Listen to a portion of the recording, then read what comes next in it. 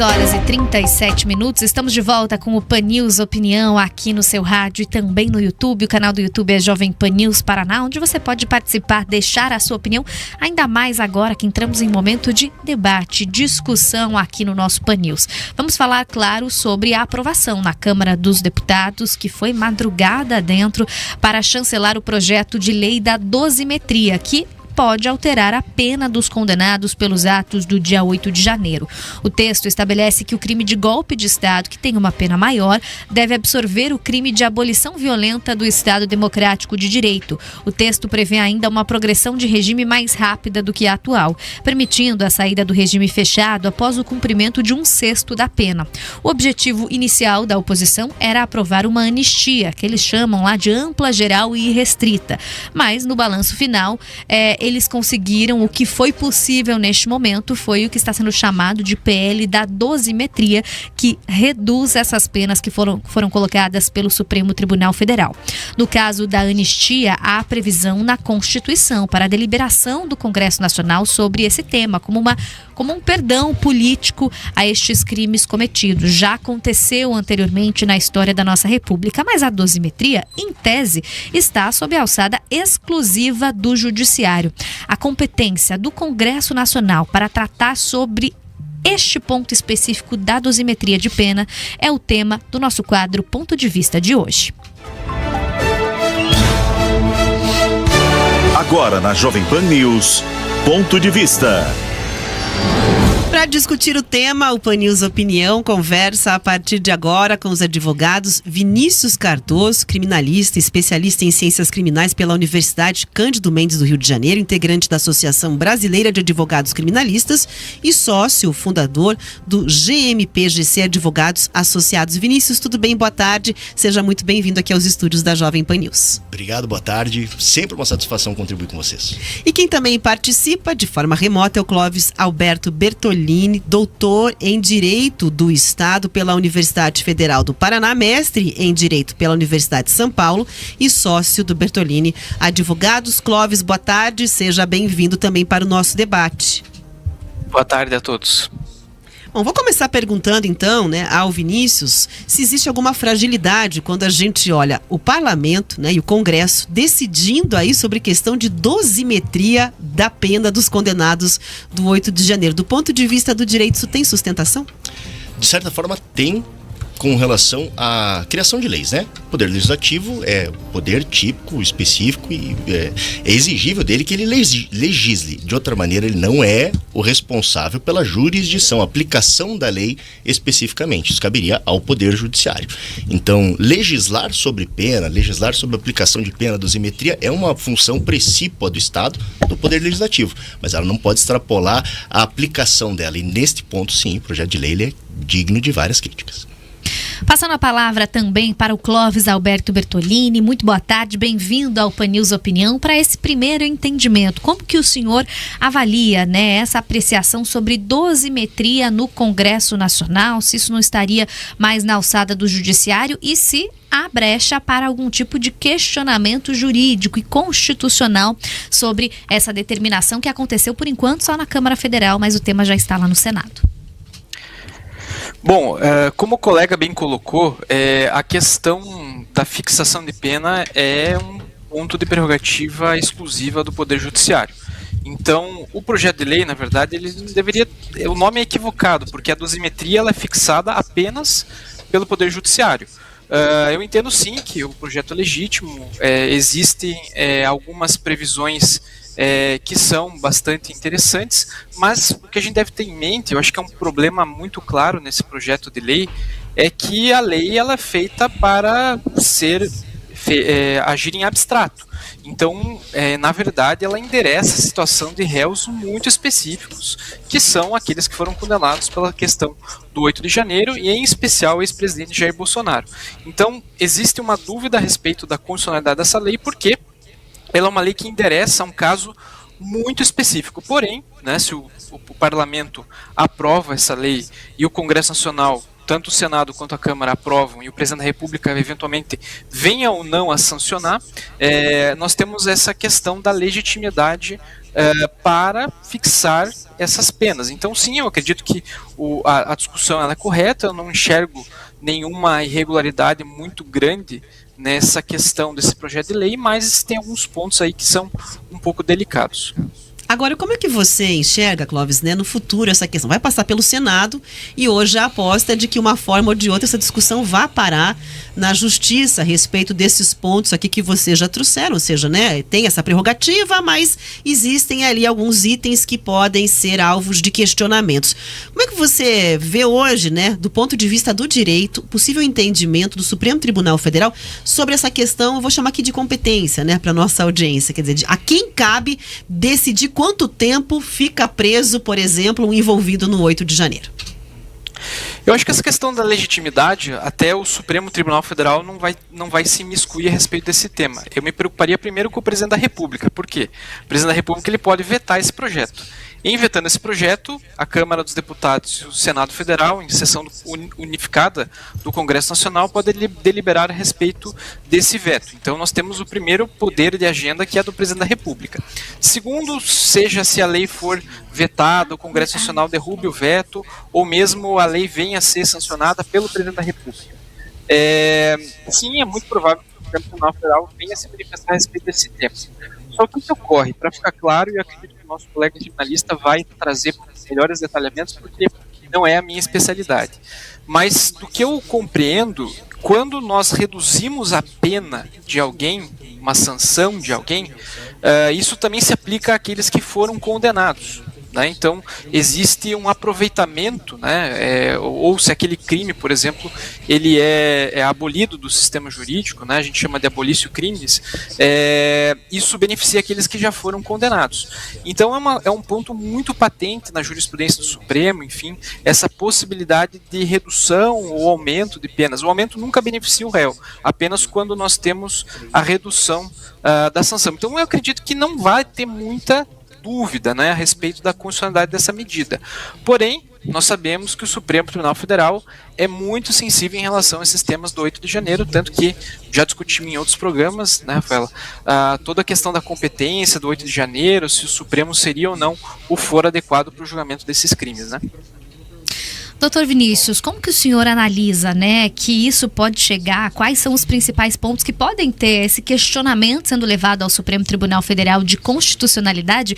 E até queria aproveitar para fazer um balanço ali, porque a gente conversou à época, até falava aqui com a Rafa anteriormente, que a época que teve a urgência aprovada lá na Câmara Federal, a gente conversou com muitos juristas que faziam esse questionamento sobre a constitucionalidade da dosimetria e também ponderando sobre a anistia. E acabei ouvindo a frase de que, bom, mas no momento político é mais fácil passar no Supremo Tribunal Federal a dosimetria do que a própria anistia que tem a previsão na Constituição. Não, quanto a isso, fato, é muito mais fácil a gente aprovar uma mudança legislativa que não vai beneficiar de maneira direta, não vai anistiar, porque a anistia, ela por texto constitucional, ela é impossível, né? Você tem como cláusula pétrea o Estado Democrático de Direito, como direito à vida. Eu não posso abrir mão do meu direito à vida, eu não posso firmar um contrato contigo que se eu não te pagar determinado valor por uma dívida, você pode retirar a minha vida. Então é um direito inalienável. Da mesma maneira, é o Estado Democrático de Direito. Eu não posso anistiar algo que atente contra um direito fundamental. Então, por isso, você alterar essas singularidades da lei, quantidade de pena, progressão de regime, isso pela via legislativa é possível. O problema é o casuísmo, né? Isso está direcionado para algo específico, para um tipo específico de crime, mas que, como efeito colateral, como muito bem disse o colega, ele afeta uma outra cadeia de condenados que não estão previstos no rol de crimes contra a vida, lá do título 1, nem do título 2 do Código Penal, dos crimes contra o patrimônio. Mas existe, a partir desse texto de lei, a possibilidade de que condenados por crimes violentos, por crimes que tem essa figura da violência, como a exploração da prostituição, por exemplo, que são crimes que não estão lá nos crimes contra a vida, nem nos crimes patrimoniais, mas que poderiam ser beneficiadas. Então você tem toda uma escala de pessoas que vão ter direito, de condenados, que vão ter direito a uma progressão de regime em uma espécie de efeito colateral dessa tomada de decisão. Me impressiona como que passa numa CCJ, né? Então deveria ser algo que antes de você elaborar o projeto de lei, na hora da construção do texto processo legislativo, há que se ter um estudo sobre como isso vai impactar essa massa carcerária que nós temos, como é que isso vai impactar a segurança pública em outra ponta. Então o casuísmo ele fica revelado ali. A intenção não é esse princípio, a ideia de você ter penas universais, né, um direito que vale para todos. Não, tem um direito que vale para todos, porém, neste caso aqui a gente vai tratar com uma atenção especial. Então é bastante problemático nesse sentido. Agora, a leitura que a gente entende, né, do seu ponto de vista, é que, veja se eu estou correta aqui na minha interpretação, não existiria uma resistência, por exemplo, né, do posicionamento dos ministros como uma rejeição plena e absoluta à questão da dosimetria, porque a gente se pergunta muito, toda vez que algum ministro do Supremo Tribunal Federal resolveu dar uma pitacada ali, né, comentar a história, foi de que não há espaço para anistia, não há espaço para revisão, ou seja, quem bate essa bola aqui sou eu, né? É essa a leitura que a gente fez com essas declarações. Não cabe ao Congresso vir meter o bedelho aqui para resolver como é que fica execução, revisão de pena, esse tipo de questão. Quando a gente fala de dosimetria, a Manu perguntou até para você, né, para o senhor, se existiria ali uma leitura de menos resistência. Quer dizer, é um caminho que deve ser mais fácil para esse debate, deve ser mais no campo técnico do que no campo de uma resistência, aspas, política ou supostamente política do STF? Sim, e se a gente para pensar, o momento ele é bastante oportuno também, né? Porque tá embaixo o Supremo. A gente tem um cenário bem crítico para o Supremo, que está fragilizado, então aproveitou-se esse momento, inclusive falando...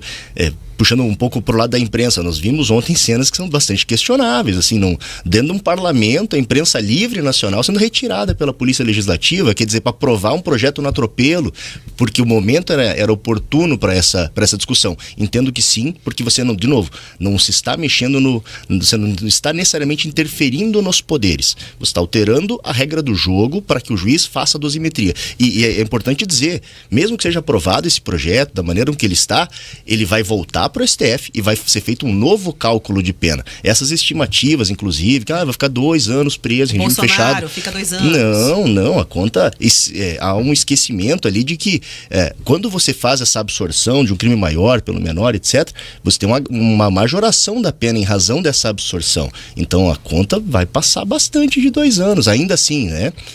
Então são expectativas irreais, mas que se aproveitou do momento. O problema é, eu não posso ter uma lei dizendo que o furto, se você roubar alguém na rua em Curitiba, você vai ter uma pena diferente de São Paulo. Então, quer dizer, eu estou criando uma figura para um caso em específico. E esse é o problema. É aí que o STF talvez encontre resistência, no casuísmo. Estaria legislando com carimbo, com o endereço certo. Exatamente. Esse é o problema, e ali o STF encontraria... haveria uma resistência do STF quanto a isso. Sobre a anistia, não se trata de anistia, né? Se trata de uma alteração legislativa, um jeitinho. O problema é, hoje... O problema... Agora teve um problema. O problema é que hoje a gente tem esse governo, essa configuração parlamentar. Daqui a pouco a gente vai estar revendo casos de corrupção para facilitação de progressão de regime, né? Como é que vai ser? Hoje esse parlamento atua dessa maneira. Vamos aumentar essa liberdade? Mas e aí, né? Claro que o projeto foi aprovado ali na Câmara Federal, neste momento já foi determinado um relator na CCJ, também no Senado, e deve começar a caminhar por lá. Claro que falando um pouco de política, mas como o assunto acaba depois da aprovação ali na Câmara Federal também ganhando mais repercussão, e as discussões técnicas, esses pontos vão sendo jogados luz nisso. Vou jogar aqui pro Clóvis para entender se há uma expectativa de mudanças também nesses pontos no Senado, para tentar, claro, evitar que isso seja barrado posteriormente lá no Supremo Tribunal Federal.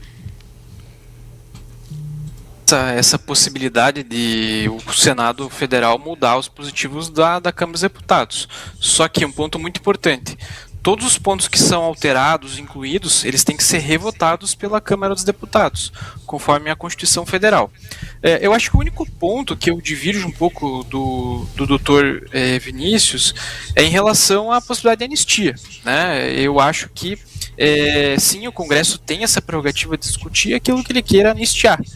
Então, nós temos dúvida a respeito da possibilidade de ter anistia ou não. A Rafaela até mencionou esses posicionamentos do Supremo Tribunal Federal de ministros, mas eu acho que o que está equivocado é esses ministros falarem de antemão que eventual projeto de lei de anistia seria inconstitucional. Até os votos do ministro Alexandre de Moraes colocam isso, que eventual anistia seria inconstitucional, mas o parlamento nem deliberou sobre isso. Então nós estamos fazendo uma inconstitucionalidade por preventiva, né? Eu acho que isso é prejudicial ao debate, porque o foro para se discutir essas questões é o Congresso Nacional. Gostemos dos deputados que nós temos ou dos senadores que nós temos, eles são os representantes do povo legitimados para fazer justamente isso, né? Agora, circunstâncias que isso é votado e tal, aí entra no espectro político. Então sim, é possível que o Senado reveja, sem sombra de dúvida nenhuma, essa questão, porém, eu não sei dizer até que momento aquilo que eles vão mudar. Um último ponto que eu queria destacar, que até o Dr. Vinícius colocou, que esse projeto de lei traz um ponto muito importante para as pessoas entenderem, é que ele inseriu também uma questão de um princípio geral de remissão. Então o que acontece? Quando alguém é preso preventivamente ou está em prisão domiciliar, isso não contaria para cumprimento de pena, né? E se eu não me engano aqui da leitura do projeto de lei, isso passaria a contar. Então a gente percebe efetivamente o endereçamento a um cidadão específico, que é o Jair Bolsonaro, né, que se encaixa exatamente nessa circunstância, em que o projeto de lei estaria abarcando. Então, isso não vai ser utilizado somente para o Jair Bolsonaro, vai ser utilizado para todo cidadão que eventualmente venha cumprir uma prisão preventiva, uma prisão domiciliar, e aí venha depois cumprir o cumprimento definitivo. Então a gente percebe que existem alguns pontos discutíveis desse projeto de lei, mas o que precisa ficar claro para os nossos ouvintes é que a redução das penas, ela não é proibida pela Constituição, né? O que nós temos discussão é sobre a possibilidade de anistia ou não de determinados crimes, né? Que eu tenho uma visão um pouco mais ampliativa, de que sim, seria possível haver anistia em relação a determinados crimes. Olha, agora são 3h53, a gente está chegando aqui ao finalzinho da nossa edição. Eu só vou fazer um lembrete aqui da fala do Clóvis, que a gente viu inclusive durante o final do julgamento, né, sobre principalmente o núcleo crucial, chamado núcleo crucial, já algumas manifestações ali de que não caberia, né, nenhum tipo de revisão já dos ministros lá. No próprio julgamento, alguns já trouxeram ali esse apontamento, antevendo que essa discussão iria acontecer de qualquer maneira. Mas como a gente está se aproximando aqui do final, eu vou pedir uma espécie de conclusão, talvez até um exercício de futurologia próxima aqui para os nossos convidados sobre o desfecho, né, envolvendo essa questão da dosimetria. Vou começar pedindo ao advogado Vinícius Cardoso a visão sobre o que a gente deve acompanhar. Aqui o próprio Clóvis já trouxe, né, isso vai para as mãos da presidência, mas todo mundo está careca de saber que isso será vetado pelo presidente Lula e que aí, provavelmente, chegando à Câmara que já aprovou, a tendência hoje é de que este veto seja derrubado. Então vai mesmo ao Supremo. Vinícius, por favor, qual a sua visão? O que a gente deve assistir em relação ao resultado final dessa questão da dosimetria? Veja, esse projeto, ele vem com um cunho muito de você pacificar também o país e começar a colocar um ponto, né, uma pá de cal nesse assunto e a gente poder prosperar em diversos assuntos e virar essa página. Foi um episódio que ocorreu na nossa república, a gente tem que tomar cuidado com a revisão histórica das coisas, porque a pena, ela não serve exclusivamente para a pessoa cumprir ela e voltar para a sociedade depois como uma pessoa reintegrada, né, uma pessoa ressocializada. Isso é o que diz lá no Código. O fato é que a pena, ela tem um viés também de manutenção histórica. Quando você anistia uma pena grave dessa maneira, né, uma pena que atenta sobre um direito fundamental ligado à existência do nosso Estado, você tende a apagar a história disso porque deixa de ser um fato relevante. E você fomenta os adeptos dessas ideias que isso possa acontecer de novo, pela ausência também de punição. E é engraçado que a gente vem de um parlamento super punitivista, né? Que o tempo inteiro quer aumentar a pena, quer buscar criminalizar mais condutas. É essa nesse momento, e daí, daí agora, enfim, para atingir determinadas pessoas, que é o objetivo do meu projeto, eu vou fragilizar toda o direito de progressão de regime de uma série de outros condenados. Então, quer dizer, é evidente que vai passar por reforma, vai passar por análise, precisa passar por uma conversa franca que busca essa pacificação. Eu penso que pode ser um ponto de finalização dessas etapas, que o país sobreviva a isso e deixe de uma vez essa discussão sobre partidos, etc. para trás, a gente possa pensar no que realmente importa. Agora, o STF vai mudar, não vai mudar, o Senado vai mudar, não vai mudar, como é que vai acontecer a pena do Bolsonaro no final das contas, aí a gente vai ter que estar vivo para ver. Muito obrigada, Vinícius Cardoso, especialista em ciências criminais. A gente agradece bastante a participação aqui no debate. Obrigado, é sempre um prazer. E vou passar a palavra também, é claro, para o Clóvis, para que ele traga ali a visão e uma palavra final para nossa audiência sobre o que é possível antever aí a respeito desse debate envolvendo o PL da dosimetria. Bom, acho que eu estou muito coadunado com o que o Vinícius colocou. Efetivamente é muito difícil a gente antever qualquer sinalização de aprovação ou não, né? Eu acho que existe uma grande probabilidade que o presidente da República venha vetar esse projeto de lei. E aí nós temos toda a discussão da derrubada desse projeto na Câmara dos Deputados e no Senado, pelo Congresso, desse veto presidencial. Então, basta ver, né, o que vai acontecer. Eu acho que primeiro ponto é que o Congresso é sim o lugar adequado para a discussão desse tipo de projeto, né? Muito embora nós sabemos que ele tenha um objetivo muito específico, endereçado a uma questão muito específica, mas o Congresso tem essa legitimidade e é o foro adequado para nós discutirmos justamente essa questão, né? Então, no Brasil, o Roberto Campos dizia que no Brasil até o passado é incerto, né? Então, não sei dizer como é que vai funcionar no futuro esse projeto de lei, mas espero que seja com esse objetivo de pacificação do país. E nós temos as eleições no ano que vem, né? E esse assunto vai vir à tona, né? Seja pelo espectro da direita ou da esquerda, quem venha a ser o nosso futuro dirigente do país. Então, é muito importante a gente discutir essa questão, sim, para pacificar o país. Clóvis Alberto Bertolini, muito obrigada pela participação, doutor em Direito aqui pela Universidade Federal do Paraná. A gente agradece a conversa com os ouvintes da Jovem Pan News. Eu que agradeço, peço desculpas por não estar presente hoje, mas a agenda estava um pouquinho apertada. Foi ótimo, de qualquer maneira. O importante é a participação. Muito obrigada pelo diálogo aqui com a nossa audiência. Até a próxima oportunidade. Eu lembro, inclusive, que se você pegou aqui a nossa discussão pela metade, é só chegar lá em Jovem Pan News Paraná, que você pode rever no YouTube, além de votar na nossa enquete. Esse é o assunto, né, Manu, que a gente está perguntando para a nossa audiência aí a opinião na tarde de hoje. É isso, a gente está perguntando se você acha que o PL da dosimetria vai ser barrado posteriormente lá no Supremo Tribunal Federal. A nossa audiência não está muito crente ali de que o negócio vai passar depois lá na frente. 80% falando que sim, que muito provavelmente teremos judicialização e algum tipo